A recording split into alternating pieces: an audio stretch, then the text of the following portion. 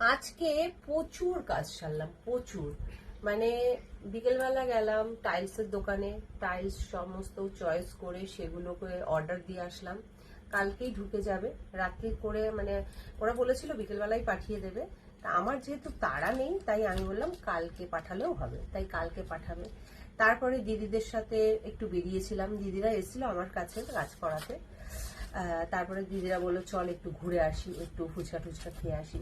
দিদিদের সাথে একটু সময় কাটালাম। তারপরে সোজা চলে গেলাম বেসিন, কোমর, তারপর কল, যাবতীয় যা খুচকার জিনিসগুলো ছিল সেগুলো চয়েস ব্যাপার ছিল, অর্ডার দেওয়ার ব্যাপার ছিল, সেগুলো সমস্ত কাজ কমপ্লিট করে এসেছি।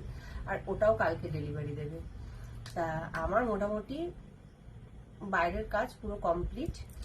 এখন মানে ভেতরে যা যাবতীয় যা কাজ সেগুলো তো মিস্ত্রি দ্বারা করবে, তাই এইটুকুনি কাজ হলে আশা করা যায় একটু রিলিফ পাবো। তা এখন রাতে খাওয়া দাওয়া করতে বসেছি। এই সমস্ত করতে করতে এখন ঘড়িতে বাজে 11:05। তা এখন মানে ফেরার সময় দেখলাম বাড়িতে এসে আর রুটি করার ধৈর্য লাগবে না, তাই বাড়ির বাইরে থেকেই রুমালি রুটি সাথে তড়কা আর নিয়ে এসছি চানা। কারণ এক প্লেট তড়কাতে তো হয় না, তাই সাথে চানা আর মানে তড়কা আর রুমালি রুটি, এই হচ্ছে রাতের আজকের খাবার। তা চলো, খিদে পেয়েছে, আবার কালকে সকাল সকাল উঠতে হবে, মানে মিস্ত্রি দাদারা চলে আসবে। তা সেই কারণে সকালবেলা ওঠারও ব্যাপার রয়েছে। আর এই সপ্তাহটা গেলে মনে হয় যেন আমি একটু শান্তি পাবো। তারপর তো ঘর দোর গোছানোর কাজ, পরিষ্কার পরিচ্ছন্নর কাজ, সে কাজ তো আছে।